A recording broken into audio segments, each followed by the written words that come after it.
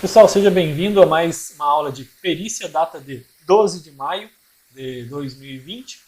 E hoje nós vamos trazer para vocês o tema de perícia em processo falimentar ou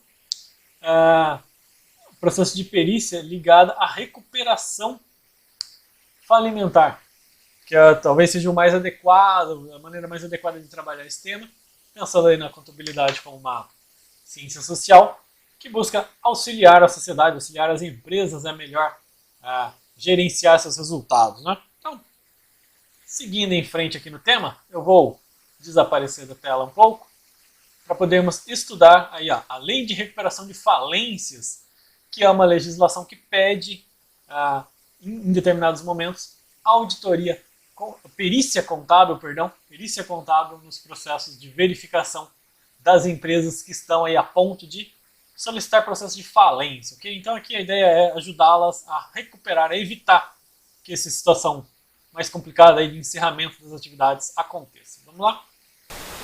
Então aí a Lei 11.101 de 2005 é a lei que estaremos estudando a partir de agora, a lei que é aí chamada de Lei de Recuperação de Falências, ok? E aí, segundo o autor... Opa, peraí, Moro? Sérgio Moro? Será que é ele? Não se preocupe aí não, se você que é bolsominion, você que é mortadela, você que acha que Lula é Deus ou que o Jair é Messias, não se preocupe, esse daí não é aquele inimigo comum de vocês, não. É apenas um homônimo, embora também ligado à questão da legislação. Tá o link do trabalho do referido Moro aí em questão estará na descrição do vídeo e você poderá consultar os conceitos que ele traz para a gente. Ele é um grande estudioso dessa legislação. Aí.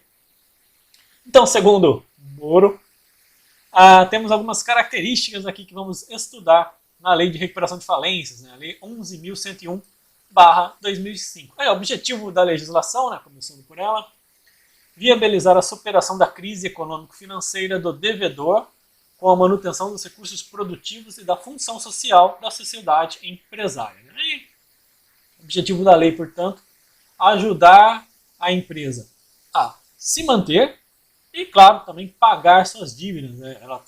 Se ela está buscando os recursos dentro dos recursos possíveis dentro dessa legislação, é porque ela está num processo de crise. Essa crise está empurrando aí para situações com dívidas. E o objetivo da legislação aqui, portanto, é criar condições para que essa empresa seja auxiliada a sair dessa situação negativa e que possa dar continuidade às suas operações, né? Se assim for possível, claro.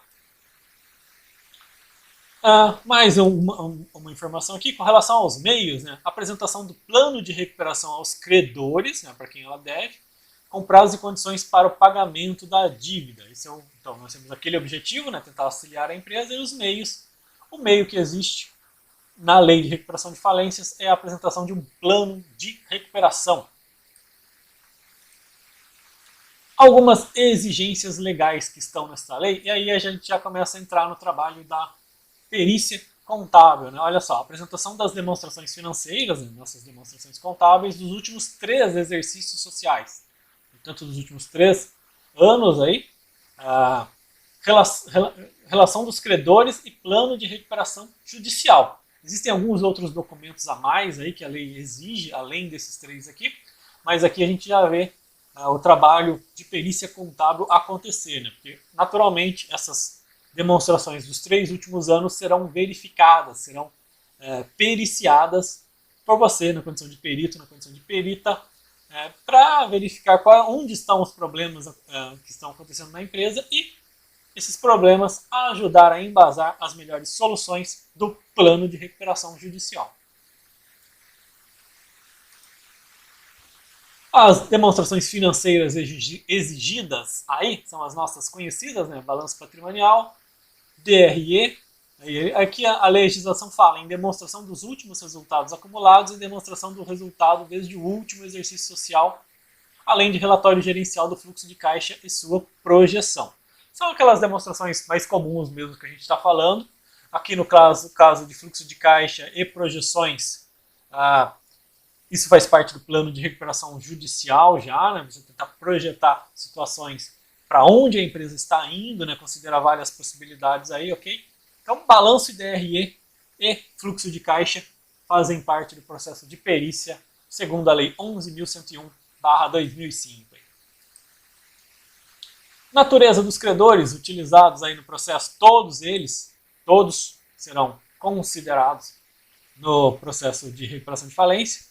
E prazo é acordado com os credores no plano de recuperação. Então teremos um acordo ali, uma determinação de novas datas para que o devedor, para que a empresa que está em risco aí de falência, possa ter um melhor prazo para a recuperação de pagamento das suas dívidas.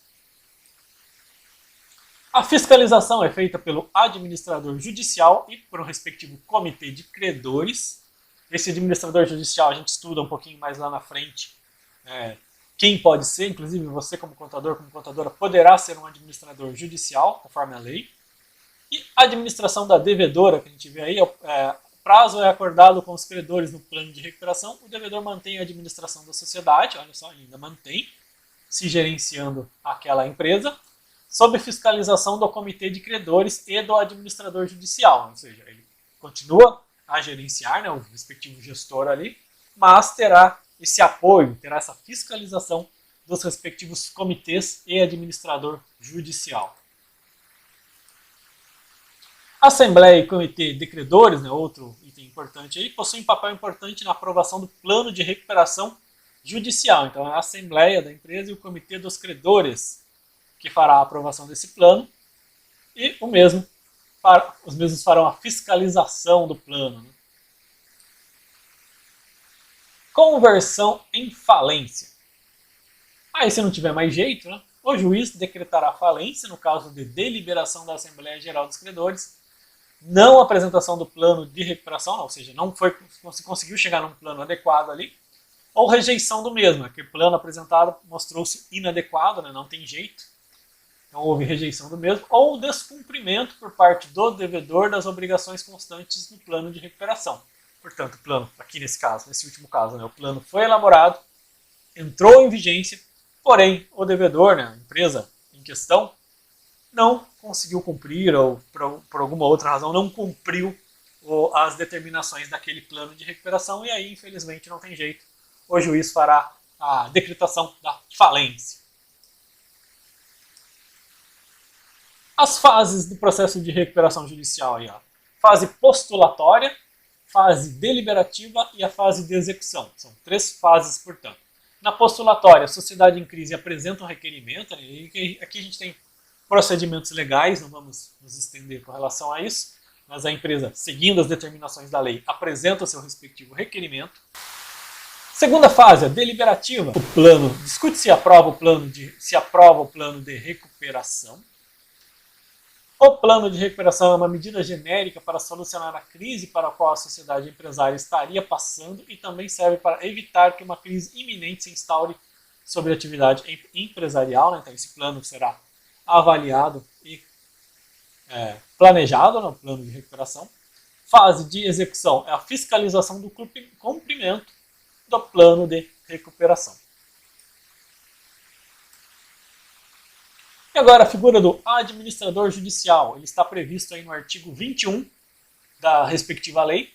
O administrador judicial será profissional idôneo, preferencialmente um desses profissionais aqui, ó, advogado, economista, administrador de empresas, ou contador, ou uma pessoa jurídica especializada.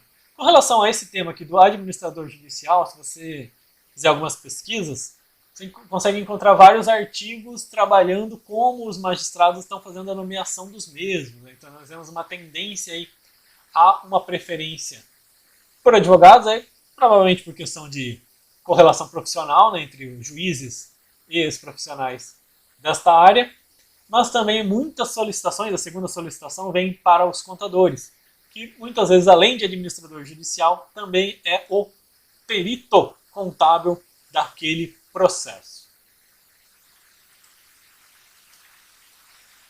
O contador e a perícia no processo falimentar. Ele pode ser nomeado como administrador judicial, né, como vimos anteriormente, ali segundo o artigo 21, e muitos têm sido nomeados também. E se viessem solicitados seus trabalhos, e sempre serão, pode ter certeza disso, já que os documentos ali do processo de recuperação pedem as demonstrações contábeis dos últimos 3 anos, né, da empresa em processo falimentar, então o contador poderá trabalhar na condição de perito, né, e analisará as demonstrações e relatórios listados na lei. Aqui citamos aí o artigo 51. O artigo 51 expande os documentos solicitados no processo de auditoria. Então, você observando esse artigo, você vai ver que tem ali documentação relacionada à folha de pagamento, os detalhes com relação aos credores, além das demonstrações contábeis já observadas anteriormente aqui. Então, próximo dia 12, então, algumas orientações pelo Skype para a nossa atividade. E dia 19 de maio, um encontro síncrono dando continuidade à disciplina de perícia. Obrigado a todos por chegar até aqui. Até o próximo vídeo.